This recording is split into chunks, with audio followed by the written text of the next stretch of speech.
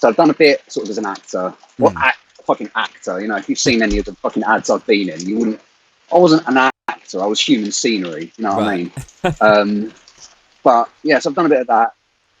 I've done, and I've been a runner. I mean, I've also worked as an editor, and you say, you know, you just meet the same kinds of people. Whenever people sort of ask where you're from or this and that, I was like, oh yeah, oh Walthamstow. Oh, you must be so pleased with what's happened with it. And it's like, well, you know, you don't need to be so fucking proud of yourself. Like what? There's a fucking There's more sourdough now. Fucking yeah. Like do you know what I mean? It's like.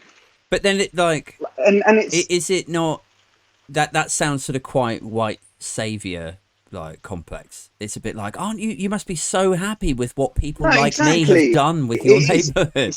Yeah, 100%. Like it's I always sort of imagine it as quite like colonialism. You know, all right, yeah, that's probably like really highly offensive to someone whose like family was butchered in the Belgian Congo or whatever. But like, it's that. I don't know, because you're saying about, you know, they've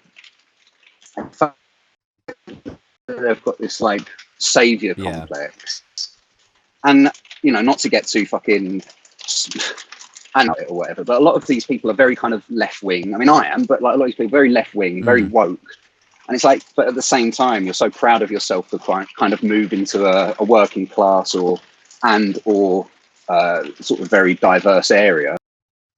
And then just stealing a house. It's like, so, you know, it's not the most. I sometimes think of it as the sort of like residential / property equivalent of when upper middle class kids go to Glastonbury, and it's like, you know, in the third world, people are literally living in tents and walking through mud, and you know, they walk for an hour or a day.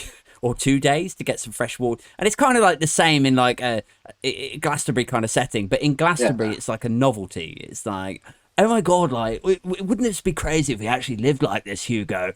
And you know, that's actually someone's life somewhere, right? And it's sort of like a watered down, diluted version of that. When you're talking about, you know, you've got somebody who has a flat bought for them in Walthamstow, for example, and they love the fact that they're living in a or Shoreditch. Maybe Shoreditch is a better example. Like a few years ago, Shoreditch was still a bit rough, right?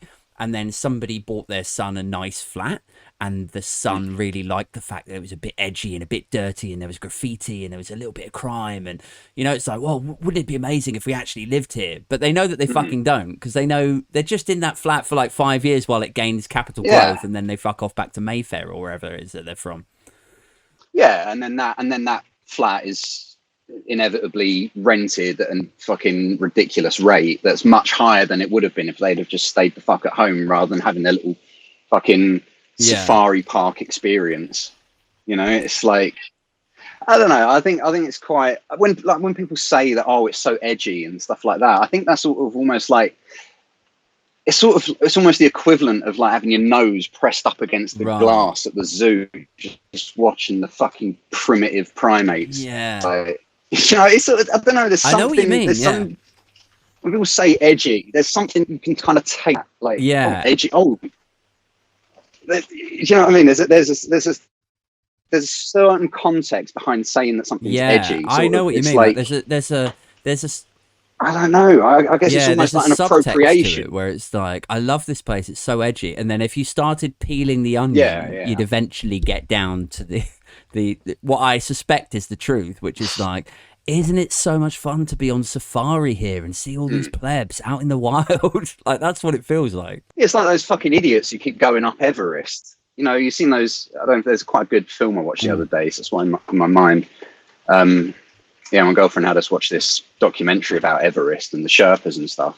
And it's just basically more middle-class white exploitation. Because the Sherpas are fucking going up, risking their life, setting up base camps on the way. And like, these base camps on the way up Everest have got like fucking libraries and TV and heaters and fucking catering.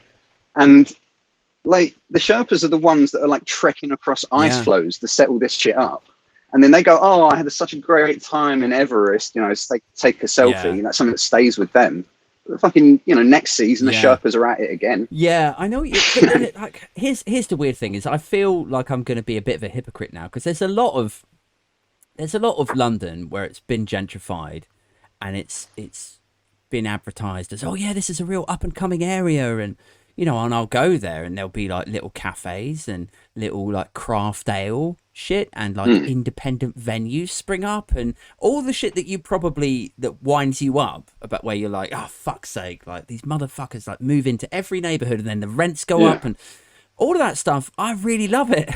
Like I remember like hanging around in like parts of Hackney and seeing like these little independent bakeries and stuff, and I'd be thinking, I live in Turnpike Lane and it's such a shithole. Like I wish that they'd build Crossrail in Turnpike Lane just so it like improved it. Yeah. I mean, I can't speak too much for Turnpike Lane. I don't know. It sounds like a shithole. But I don't know. I just don't. I think the thing is as well is it doesn't really change that much. Really, like that's the thing. I think they are quite superficial little changes. Like, all right. I mean, I can't fault the hipsters for bringing craft beer. But then again, you can go to fucking Lidl, buy a bunch of like actually really good like little hipstery craft beers. And the fucking. This is where it gets weird though. And they're cheaper, and it's like, and that's the thing, because and this is. Oh, I was just going to say, like, this is the thing, is it's the difference between, right? So you take the craft ale in Lidl, for example, or Aldi, and then you take a craft ale that's served up by a bearded guy with a load of tattoos in a MDF strewn half bar, right? That is a different product that you're buying. Like when you go into Lidl and you buy a little craft ale, you're buying a little like these, right? You're buying a little beer to take home, and then you just sit on your couch and you drink it, and it tastes nice, but it's not the same experience as going into a gentrified hipster little twatty bar. Do you know what I mean? And it's the difference between the serial killer cafe in Brick Lane and sitting at home and having your breakfast. It's like they're completely different markets, and I get why they sort of wind people up, because it's like, well, not everyone can share in this experience of going into a little bar in Brick Lane and paying £5 for a bowl of cereal. Not everyone can, like, if you sprung up a little craft ale bar in parts of Tower Hamlets, probably no one in the actual area would be able to go to them. So it's like there's an argument there of like, well, what community are you serving by springing up these little things? And it all fits under that kind of hipster gentrification-y stuff. But I still can't fucking help myself. I can't help myself. Like when we were living in Peckham, I would go up to pick up my son from nursery, and there was this little place there called the Beer Shop, and I fucking loved it. I used to go in there and have a couple of beers before I picked up my then like 2-year-old and 3-year-old. I probably stank. I was that dad, like rocking up to nursery smelling like beer.